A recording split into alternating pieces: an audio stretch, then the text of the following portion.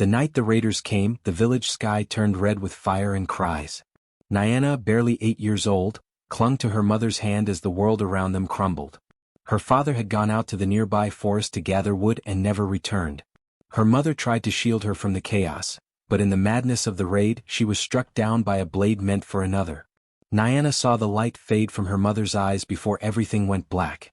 When she awoke, the world was quiet but wrong. The once vibrant village was a graveyard of ash. The surviving elders gathered the children and divided them among distant relatives. Niana was taken to the edge of the village where her father's second wife, Mari, lived. Mari had never been kind to Niana's mother, nor to Niana herself in the rare times they crossed paths. She had 2 sons, Jabo the elder by 3 years and Kelly still a toddler when Niana arrived. The house smelled of smoke and old cooking oil. Niana's bed was a grass mat near the hearth, and her clothes were the hand-me-downs Mari's sons had outgrown. In the beginning, Mari treated her like a ghost that needed feeding.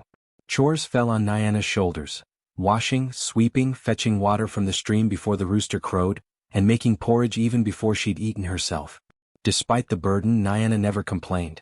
Something in her understood that complaining wouldn't bring her parents back. It wouldn't make Mari love her. What it might do, though, was build small bridges, especially to the boys. Jabo was loud and stubborn, his chest puffed like he was already a warrior. He mocked Niana at first, calling her Ash Girl because her hands were always smudged from cleaning. But he noticed when she silently mended the tears in his tunic or covered for him when Mari scolded.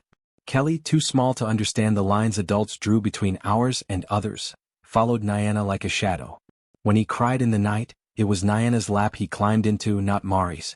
Over time, Niana became the unseen spine of the household. She learned to cook the boys' favorite meals by watching Mari from a distance. She knew when Jabo needed silence and when Kelly needed song. She never called them brothers, not at first, but she stitched their clothes with the care of a sister. She stood between Jabo and the village bully once, getting shoved into the dirt but refusing to move. That day Jabo looked at her differently. He didn't say thank you, but he brought her a fruit from the mango tree the next morning and left it on her mat. Years passed like this. The hurt from her parents' death dulled but never disappeared. It lived in her silence, in the way she stared at the sky sometimes as though looking for a sign. But love, real love, grew between her and the boys. They began calling her Sisi, the word for sister, without mockery. Jabo would tease, but then ask for her advice before he tried talking to a girl in the market. Kelly gave her little clay figures he shaped himself, always insisting they were lucky charms. They began saving their best stories to tell her first, their wounds to show her when scraped, and their joys to share before anyone else. Mari noticed, of course. At first she frowned. Then she let Niana sit a little longer at meals. She stopped barking orders. Once, when Niana fell ill with fever, it was Mari who brought bitter herbs and sat by her side, muttering things that almost sounded like prayers. The village changed too. After the raid, many homes were rebuilt, but the old ways frayed at the edges.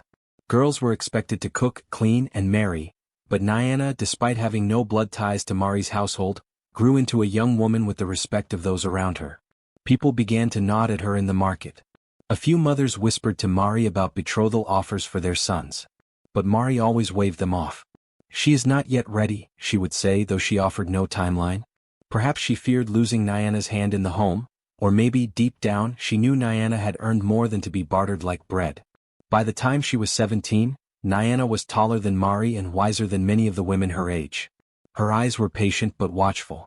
She moved like someone always listening. Kelly now towered over her, but still let her fuss over the state of his hair or the slouch of his shoulders.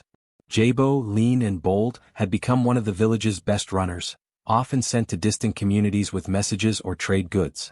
He brought her tokens from each place: beads, dried flowers, strange spices. To anyone watching, they were family. A patched together one, yes, but held by something more than duty. They had built something sacred out of the ruin they were given. And yet, Niana sometimes sat under the mango tree in the evening and wondered, was this all? Could a girl who had once been so lost really grow roots here? Did Mari love her now?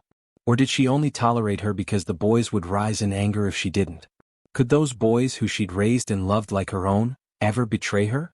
That thought haunted her, uninvited. She brushed it away like a buzzing fly. But it always returned, usually in the quietest hours of the night, curling in the shadows like smoke. She didn't yet know that the future held a knife not from the outside, but from within. that her trust, her sacrifice, her silent years of loyalty, would all be tested by the very hands she helped raise. For now though, Niana smiled when Kelly called her name across the yard, and her heart warmed when Jabo returned safely from another journey. In that small home she had found a rhythm, not perfect, not painless, but real. She didn't know the price of it yet. Niana would rise before the cocks crow and move like a whisper through the quiet hut. The embers of the cooking fire still smoldered from the night before, and with careful breath and dry kindling, she coaxed the flame back to life. Her arms, thin but strong, lifted pots too large for a girl of her age, stirring millet and grinding herbs, preparing the morning meal for a family that had long ago stopped seeing her as one of their own. Yet the two boys, her stepbrothers, watched her with eyes that sparkled with curiosity and affection. At first they were wary of her. She was the outsider, the girl who had come from tragedy, whose eyes had seen the red glow of fire against the night when their village was raided. But Niana had not wept in front of them. She had not asked for pity. Instead, she wrapped her grief like a shawl around her and poured her energy into the small acts of survival. She picked wild greens, stitched together old garments for them to wear, and soothed their fevers when their own mother turned away. It started with the songs. Late at night, when the wind hissed through the thatch roof and the shadows stretched long across the walls, Niana would hum melodies her own mother once sang to her. At first, the boys lay silent, pretending not to listen. But soon they would roll over, wide-eyed and curious, asking for more. She sang of rivers that whispered secrets to the moon, of brave girls who outwitted hyenas, and of drums that could summon spirits. She gave their imaginations wings, and they followed her voice into dreamscapes far away from their cold hut and harsher reality. She began to teach them. Not just stories but small lessons, how to gather the softest moss for bedding, how to spot animal tracks, how to tell if a storm was coming by the way birds flew. She showed them how to stir porridge without burning the bottom, how to mix tree sap with crushed berries to make healing salves. When their mother's temper flared, and the air turned thick with anger, Niana would pull them close and shield them with her small body, even if it meant she took the blows instead. And the boys noticed. They began calling her Big Sister, not out of duty or mockery but with true affection. When their knees were scraped, they called for her. When the nights were too dark and their fears too big, they searched for her hand. One of them gave her a polished stone he found by the river. The other braided a crown of dried grasses for her to wear while she cooked. In their eyes, Niana was not a servant.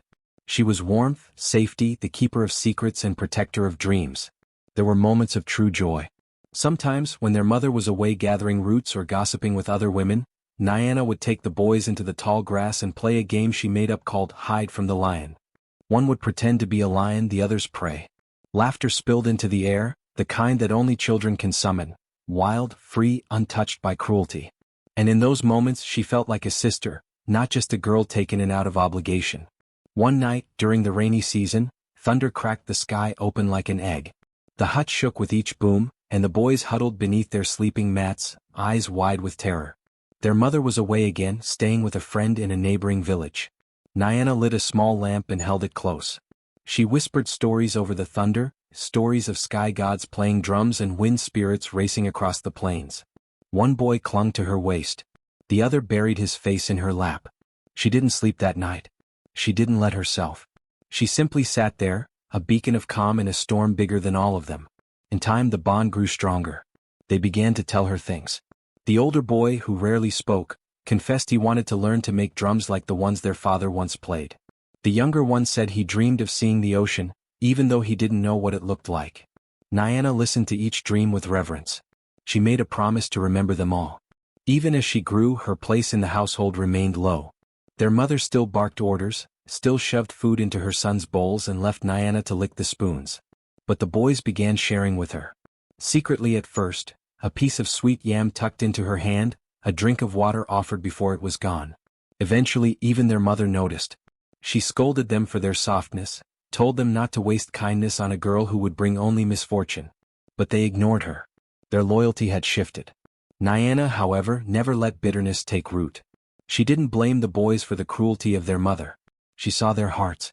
She believed, perhaps naively, that the love she planted in them would grow into something unshakable.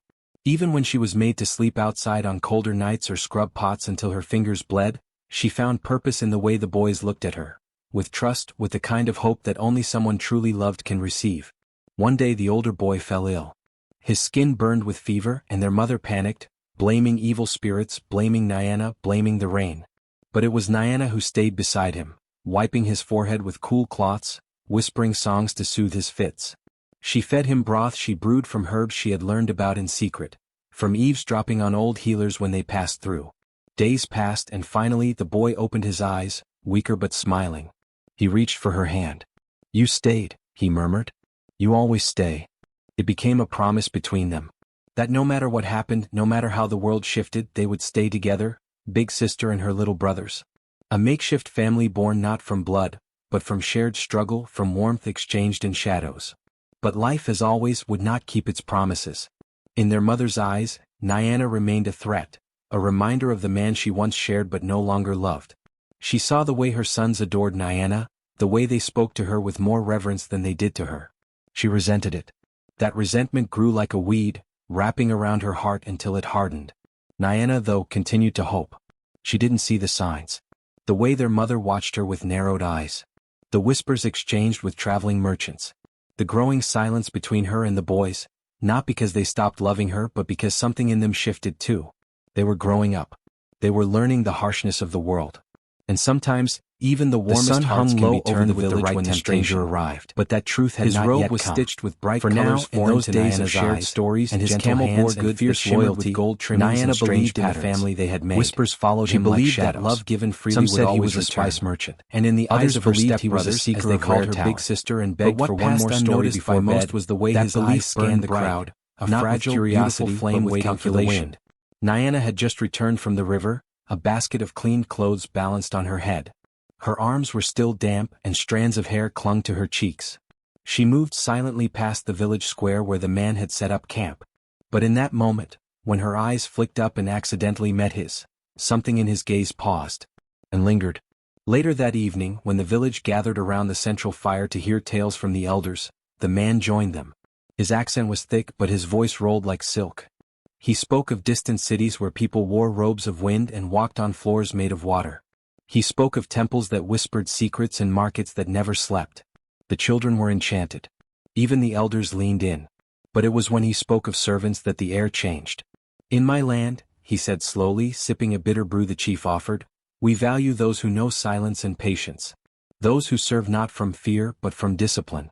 And there are those who become more than servants, caretakers, guardians. Some, even family." Niana felt a chill crawl up her arms. Her stepmother, seated on the far end of the fire ring, suddenly straightened.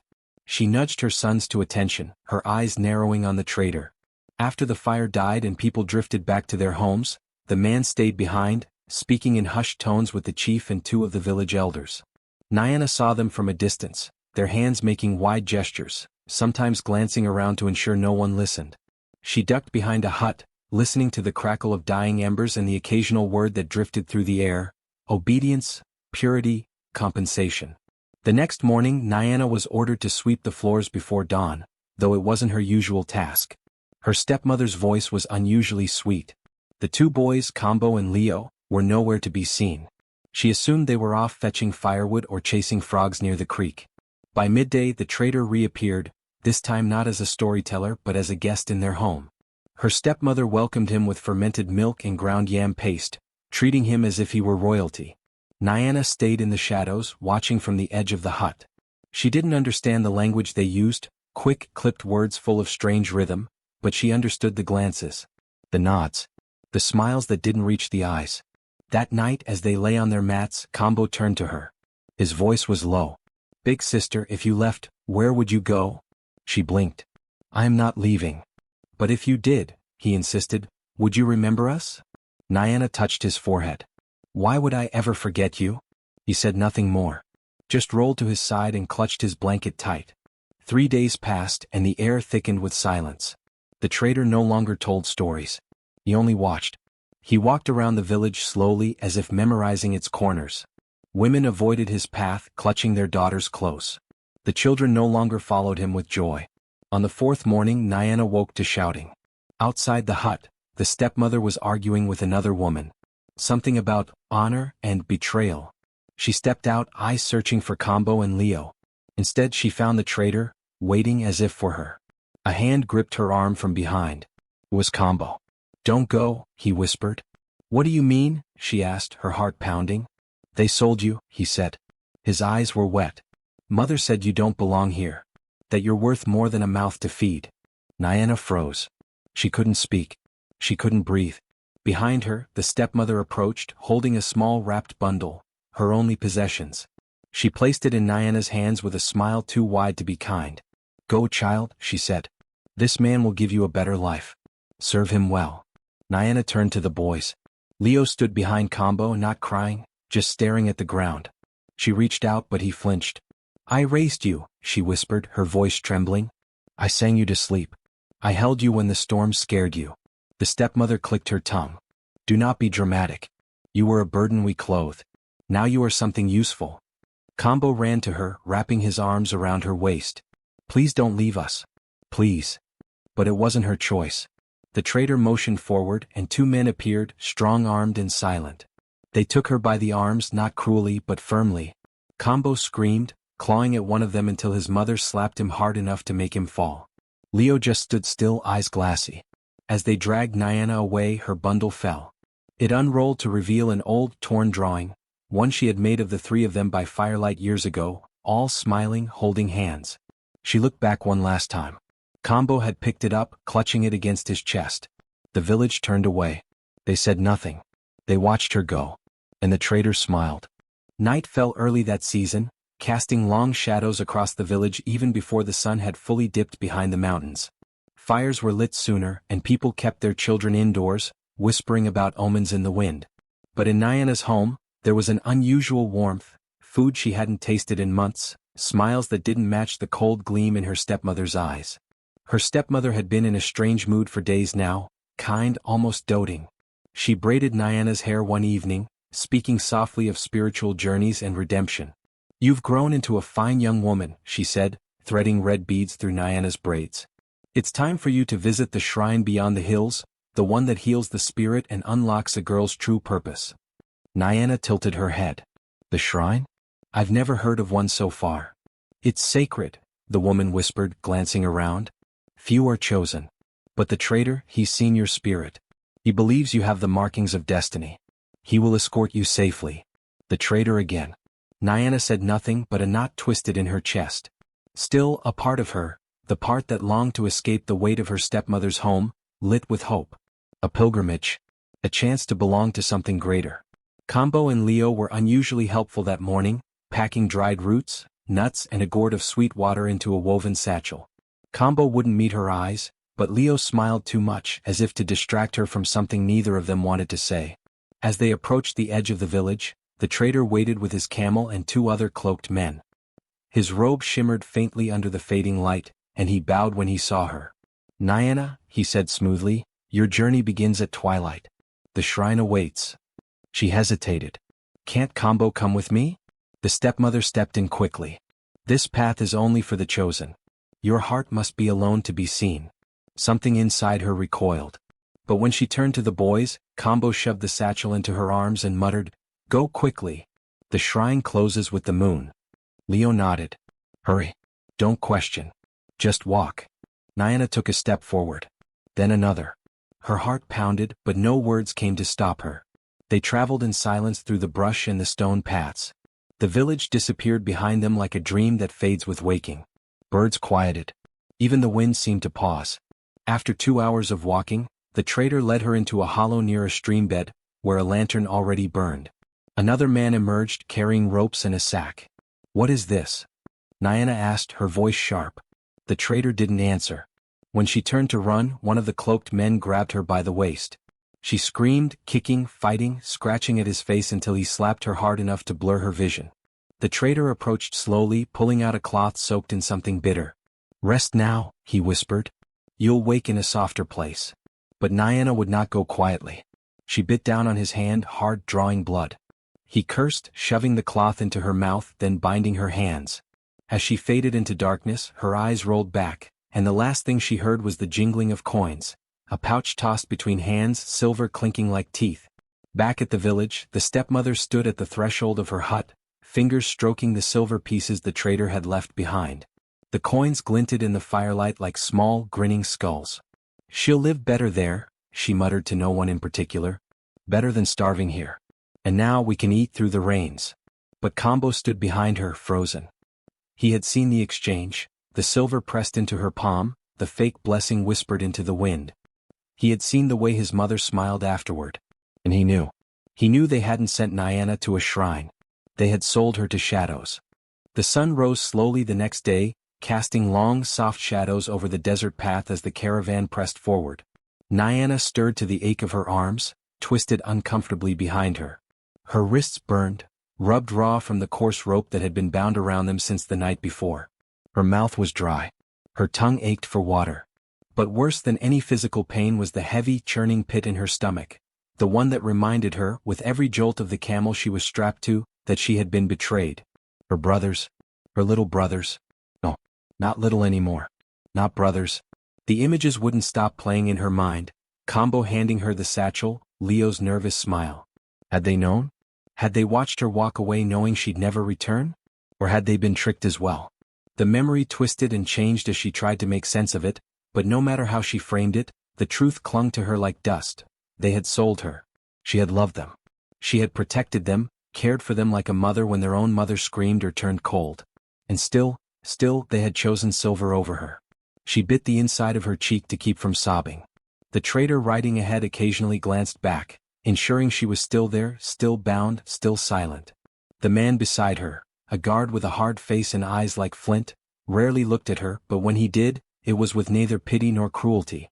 Just emptiness. As if she were a sack of yams being delivered to market. Time passed slowly. The landscape changed from familiar hills to strange, jagged terrain. Trees thinned.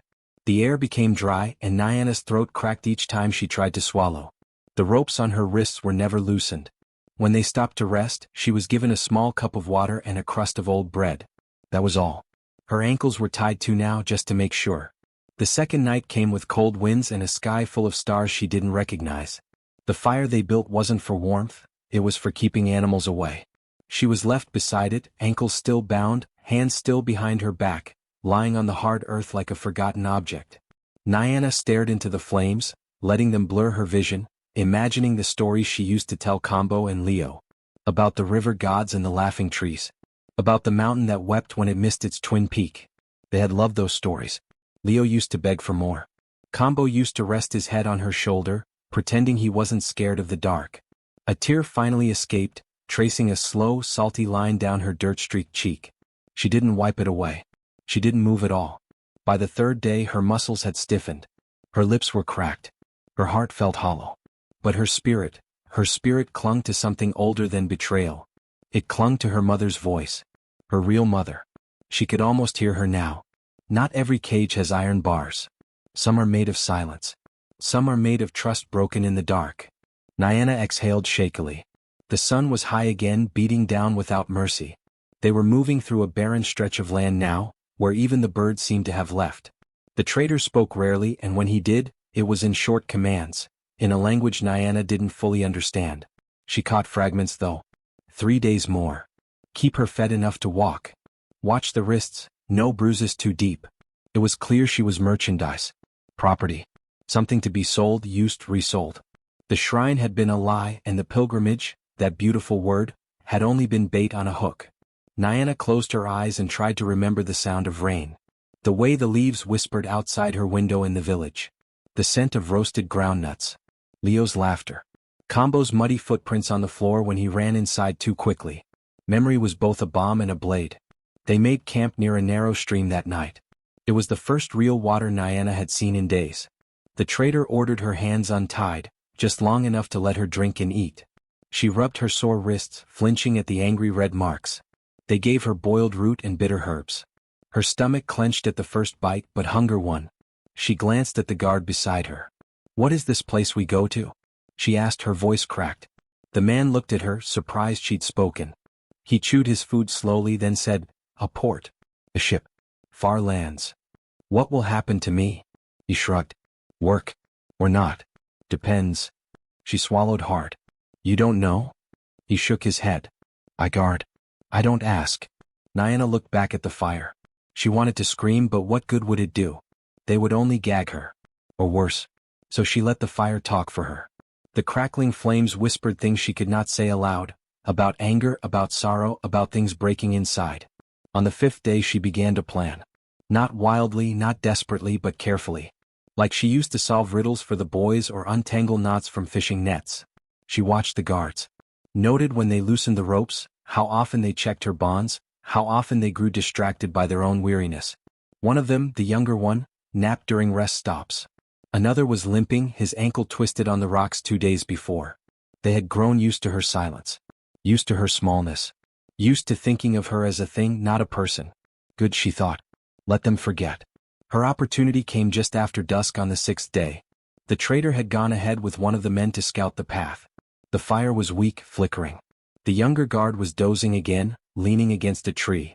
Her hands had been untied for a moment, to eat, and the rope left beside her. The older guard had gone off into the brush to relieve himself. Niana moved fast. Faster than she had since the raid that stole her parents. She snatched the rope, looped it into the tree roots beside her and pulled, using the tension to snap the frayed end. Her heart thundered in her ears. The guard stirred. She froze. He groaned and turned the other way. She kicked off her sandals quietly and crawled on bare feet into the shadows. Branches clawed at her arms. Stones tore at her soles. But she ran. Ran like wind. Like fire. Like a girl who once told bedtime stories and held scared boys close until they slept. She didn't look back. Not even when dogs barked in the distance. Not even when the traitor shouted her name into the darkness, like he owned it. Niana ran with the memory of chains on her wrists, and the fire of freedom returning to her eyes. The house into which Niana was sold did not have doors, it had gates. Iron gates, cold and biting to the touch, watched by 2 stone lions with broken teeth and hollow eyes. As she crossed their threshold, still bearing the tightness of the ropes that had marked her wrists raw, something deep in her spirit recoiled. This was not a home. It was a cage made of shadows and silences, a place where light did not reach the heart. Inside, the air felt heavy with forgotten songs and muffled sobs. The traitor exchanged words in a foreign tongue with a plump woman draped in golden cloth, whose smile never quite touched her eyes. Niana didn't need to understand the language to feel the weight of what was being traded. Her body, her breath, her very name, passed like goods across a market stall. The woman sniffed, then clapped once, and 2 girls emerged from the corners of the compound. Their eyes were dull. Their spines curved like question marks. They led Niana away without a word. That night, she lay on a straw mat, beneath a roof that dripped when it rained and groaned when the wind shifted. Around her, in the darkness, other girls exhaled in shallow rhythm, dreaming perhaps of mango trees or warm porridge or the feel of their mother's hands. But Niana could not dream. Her mind burned with her stepbrothers' faces, boys she had shielded from punishment, boys whose feet she had scrubbed, whose bellies she had filled. The betrayal wrapped around her like a snake, slow and suffocating. She had loved them. And they had sold her. Days bled into nights and work began before the first bird call. They swept courtyards, carried buckets, washed silks, ground spices, polished shoes until their fingers cramped. If they faltered, they were whipped with a vine called the reminder, as if pain was meant to teach them to forget who they had been. But Niana did not forget. Each lash pressed her memories deeper into her bones. She still heard the lullaby she once hummed under her breath while putting the boys to sleep, still felt their heads against her shoulder, still recalled how they called her big sister, with mouths full of porridge and laughter. At night, when silence fell and the mistress of the house retreated to her high chamber, Niana began to listen, not just with ears but with something older, something inside. The wind spoke first. It carried whispers through the cracks of the compound wall. It told her stories in broken fragments, stories of others who had passed through this place, who had survived with names intact and hearts unbeaten. Then came the dreams. They were not like ordinary dreams. They were vivid and warm, as if her ancestors were stepping into her sleeping mind with bare feet and steady voices. An old woman with silver eyes spoke in riddles. A young man with braids like ropes held a flame in his hands and said nothing, only looked into her soul. Each night the dreams deepened. And though Niana woke to blisters and scorn, something inside her began to stir, not rage, not yet, but awareness. One evening, while scrubbing the floors of the inner courtyard, she heard another voice, not a spirit, not the wind, but a girl, barely 10, humming a tune Niana once sang long ago. It was a lullaby from her village, a tune no traitor could know. Niana's breath caught. She leaned in. The girl paused, startled. "Where did you learn that?" Niana whispered, eyes wide. The girl, whose name was Sephu, blinked. "A girl before me sang it, she said softly. She said her mother used to hum it to her long ago before she came here. Niana's heart thudded. These songs had traveled further than she thought. They were seeds, buried in pain, sprouting in unexpected places. The house had stolen their freedom but not their stories. She began speaking to the other girls, not openly, not carelessly, but in careful drips, like water slipped under a locked door. She told riddles. She asked questions that only those who remembered trees and rivers could answer. She reminded them of their names, not the names barked at them by guards, but the ones whispered to them by grandmothers and fathers and old neighbors with crooked smiles. In time they began to whisper back. Sephu remembered a festival where she wore blue shells on her wrists. Asha recalled how her brother used to braid her hair before school. Another girl, Lila, spoke of stars that looked like goat eyes in the sky. Niana wove all these memories into new lullabies. She sang them when she worked, barely loud enough to hear. But the walls heard. The wind carried the songs. Even the birds paused when she sang. One day while fetching water from the outer well, Niana paused. The surface of the water rippled strangely. It wasn't from wind, nor from the bucket. She leaned closer. In the reflection she saw not her own face, but the face of the old woman from her dreams. Her silver eyes were calm. Not all fire burns to destroy, the reflection said. Some fires burn to clear the path. Then the water stilled. From that moment Niana changed. She still worked. She still obeyed. But inside her the fire began to take shape, slow, coiling, deliberate. She began to pay attention to the comings and goings of the household. She noticed which guards drank too much and which doors creaked. She learned that the mistress stored her silver under a loose floorboard, and that she feared spirits more than thieves. Niana knew she could not escape alone. Nor did she want to. The girls here had become her sisters. She would not leave them behind like she had once been left. One stormy evening, when the household was distracted by the collapse of the eastern wall, Niana gathered the girls by the well. Thunder cracked. Wind howled. But her voice was steady. There will be a day when we no longer whisper, she said. A day when our names ring louder than chains. Until then we remember. We wait. We listen. Sephu reached for her hand. Then Asha. Then Lila. One by one they formed a circle. That night, Niana dreamed again. The young man with the fire in his hand spoke for the first time. The ones who sold you think they silenced you. But you are the echo. You are the return. She woke with tears on her cheeks and a song on her tongue. The next morning, when the mistress barked for her slippers and no one moved, Niana stood. She picked them up, not with obedience but with grace. She placed them at the woman's feet and said, "We remember." The mistress frowned, unsure what the words meant. But something in Niana's eyes made her pause. The wind outside rose suddenly. The old stone lions groaned. That was the first crack. More would follow. And deep inside the house of bartered souls, the fire, once buried, began to rise. The wind returned before dawn. It whispered through the cracks of the wooden house like an old friend. The carved symbols along the walls began to shimmer faintly, not with light but with memory. The spirits had heard her. And now they were ready. Niana stood in the center of the room, the other girls asleep around her, unaware of what was stirring. Her heart pounded, but not with fear. With readiness. She knelt by the fire pit again, this time not for warmth, but for ignition. She pressed the tips of her fingers, still raw from carving, into the ash, smeared it across her cheeks like war paint, and whispered a prayer in her mother's tongue. The final symbol had been carved just hours before. The hawk. A cry pierced the dark, not from within but from the sky above. Hawk. Its wings cut through the early morning air like blades circling above the house. Niana's breath caught.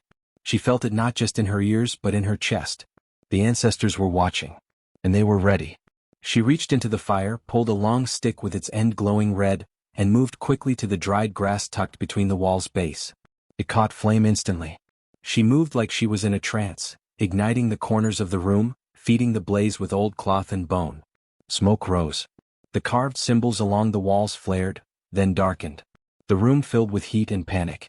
The other girls woke, screaming and coughing, scrambling toward the door. Niana grabbed the youngest by the wrist, dragging her free.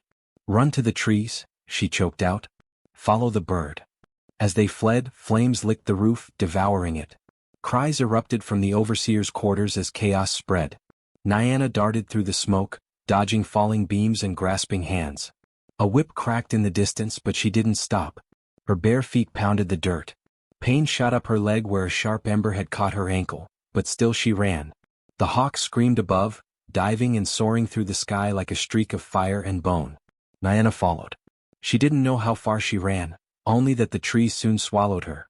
The forest closed in, dark and tangled, but it felt like home. The scent of wet leaves. The sound of creaking branches. The earth soft beneath her feet. The ancestors hadn't abandoned her. They had led her here. Branches tore at her skin. Thorns bit into her sides.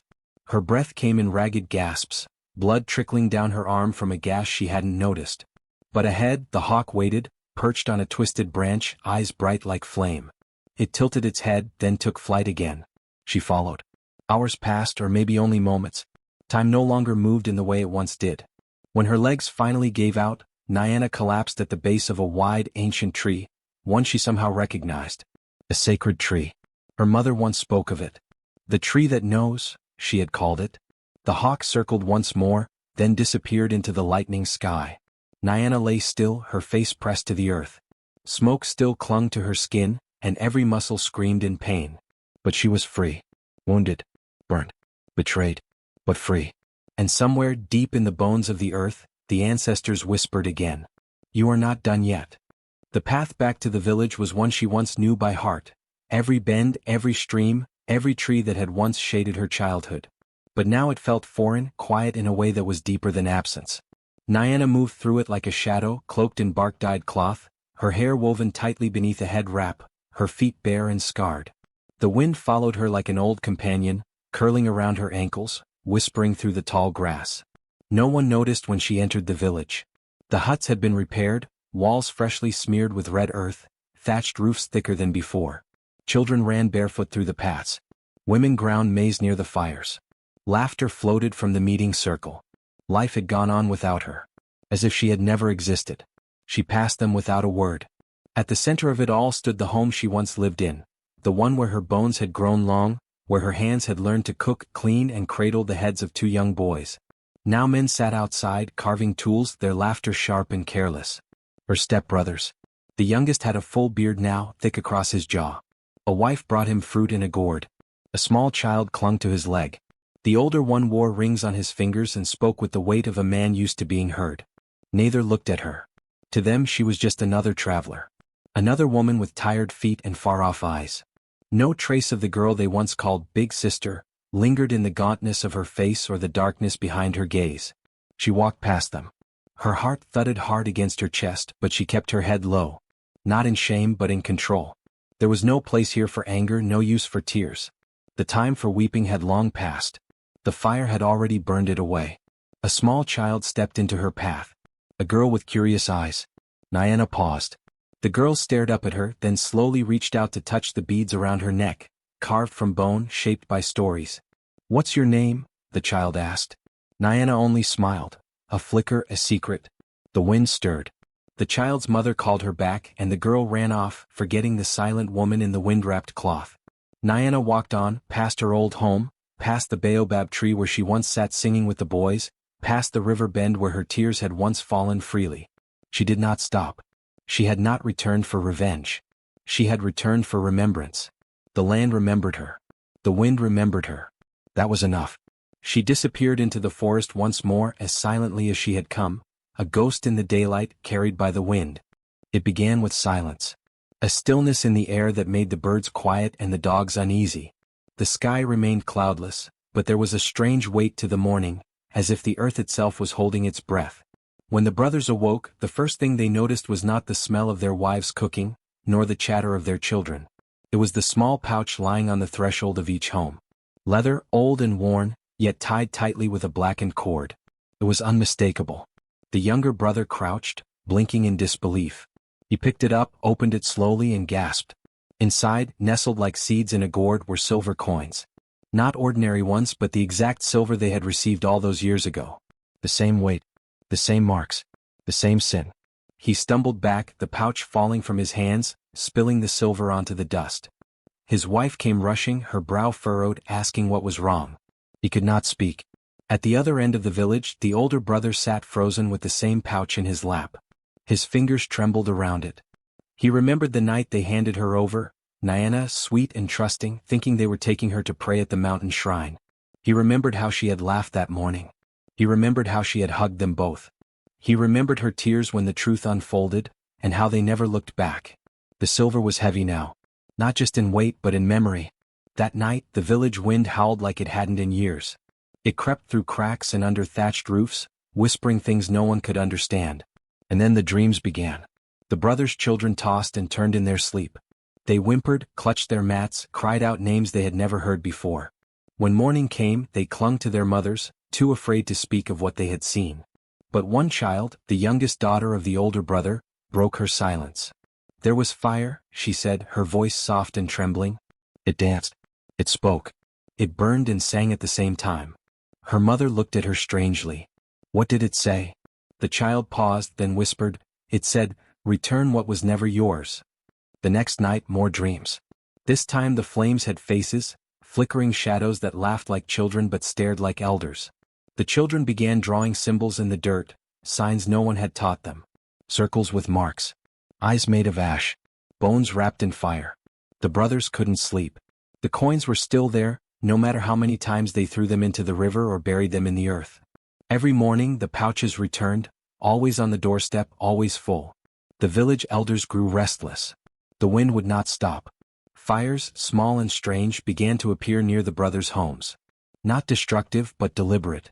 Controlled. As if lit by unseen hands. As if someone was watching. The younger brother tried to leave the village, but the moment he reached the edge of the forest, his feet refused to move. The birds stopped singing. The trees stood still. And then a hawk cried out above him, a sound that echoed through his bones. He turned back. Something had shifted in the world. Something ancient. Something righteous. They had returned the coins. But the debt remained. And Niana? She was nowhere to be seen. Yet somehow they knew she was close. The wind still carried her name. It was dawn when the river changed. The villagers gathered as they always did, bringing their pots and their prayers to the water's edge. But today the river no longer whispered with clarity. Its surface was restless, rippling even without wind, as if something ancient stirred beneath. Then they saw her.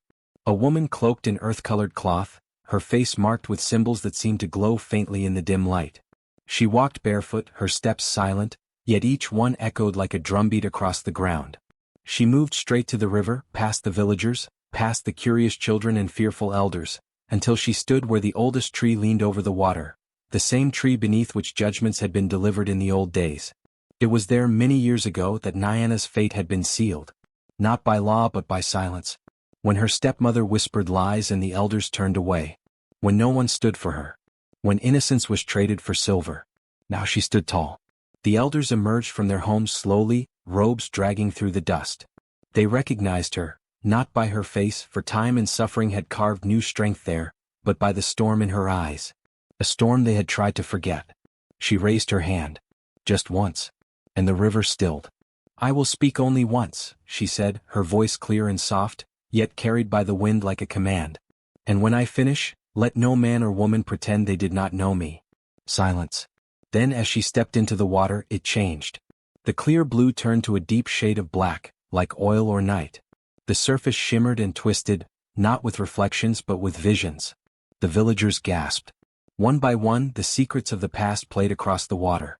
The stepmother, long gone, seen taking the pouch of silver, her hands trembling with greed. The two brothers, younger then, leading Niana by the hand, smiling falsely, murmuring lies about a sacred journey. The elders, turning their backs as Niana cried out, blood on her lip, pleading for one voice to defend her. The villagers looking away. They all saw it. Every betrayal. Every silence. And then the river showed more.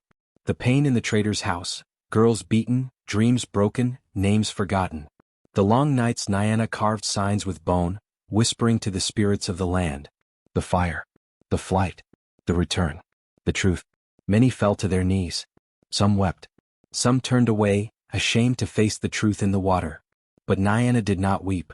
She stood ankle-deep in the river, her hands raised to the sky. "If your children carry fear," she said, "it is not by my doing, but by the weight of what you buried." Thunder cracked, though no storm gathered.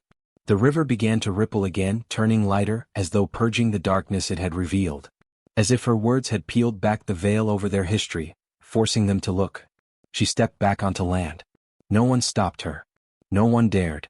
As she passed, even the most prideful lowered their eyes. The children watched her with awe, not fear, for they felt something ancient in her presence, something that spoke to the spirit of justice that had waited so long to rise. By the time the sun reached its peak, she was gone. But the river remained changed, no longer just a source of life, but now a keeper of memory. And from that day on, no one dared judge another without first walking to the water, and listening for the voice beneath the surface. The rains did not come that year. The skies, once generous with their weeping, withheld their tears. The earth cracked beneath dry feet, and the villagers' crops curled in on themselves like withering hands. Hunger crept through the village like a whisper at first, then a roar. In the house once filled with pride and denial, the stepmother took to her bed. Her strength faded slowly, her body wasting away despite offerings and potions brewed by frightened hands. She muttered in her fever, eyes fluttering, caught between the world of the living and that of regret. Her voice often repeated one name, not that of her sons or husband, but Niana.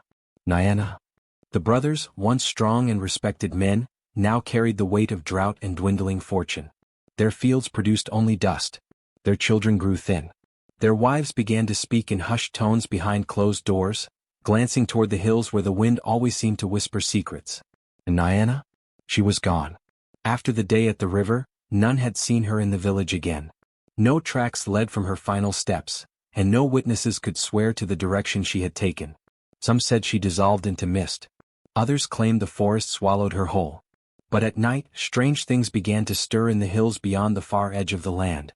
A girl disappeared from a nearby village, one who had been beaten by her uncle for speaking up. Then another, a servant who had been locked in a shed for breaking a dish.